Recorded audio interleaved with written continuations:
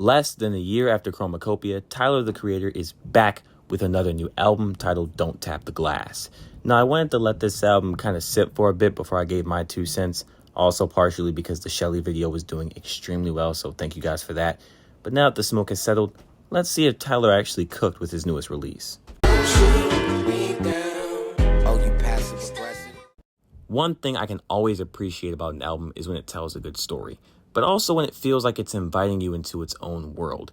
And Don't Tap That Glass does this in one of the most obvious ways possible, by setting literal ground rules before things even got started. And I'm not quite sure if this is true or not, but I've heard the meaning behind the title is actually tied to the usage of phones at concerts in the modern day, and how people seem to lack the ability to live in the moment anymore.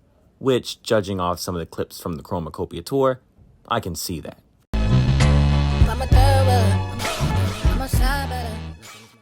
Although story and world building is very important to a great album, it kind of falls apart if the actual content is lackluster. But luckily, this is Tyler the Creator, and he clearly knows how to keep a streak going because, man, the tracks from this album rival Chromacopia at times. Sucker Free being my personal favorite, as it gave me that sense of summer which brought me right back to 2021 with Call Me If You Get Lost. And although I didn't get the reference from Cherry Bomb, I'll Take Care of You instrumental alone brought an energy-filled album to an emotional halt while still not forgetting what album it's on.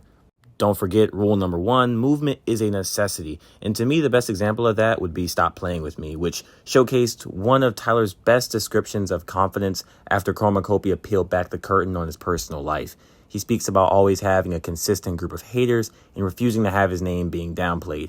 In a way, embracing the incredible heights he's reached with every new release, becoming far more than some used to say a shock value rapper, but a true storyteller with intriguing characters that somehow never stray too far from life despite their, at times, off-putting appearance. We saw it with Igor, Saint Chroma, and now Big Poe. Ring Ring Ring's soft-spoken romantic tale brought me right back to the yearning and obsession of Igor, while Don't Tap That Glass completely earned the title as it feels the most brand new of the songs to me, not reminding me too much of Tyler's recent songs, and I still enjoyed it a whole lot. Don't You Worry Baby is in my top 3 for sure. Madison McFerrin's vocals brought me right back down to earth and was the first song I had to play back after I finished the initial listen. And I'll just say this, Tell Me What It Is wasn't my favorite song on the album, but similar to Big Poe, it knew what it was going for and it nailed it. And for that, I say it earns its spot on the album.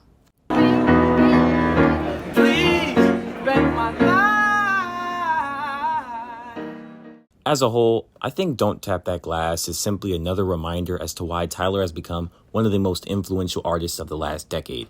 The variation of genres that still tie together and feel like him, while developing the style and storytelling to heights even early fans wouldn't have seen coming, is just immaculate. But I do want to say one of the negatives I've already begun to see is comparisons to this and his much older, much larger works like Igor, to which I just say that comparison kills enjoyment. So we shouldn't just take an entire album and simply chop it down to, was it as good as the last one or the one that won him the Grammys?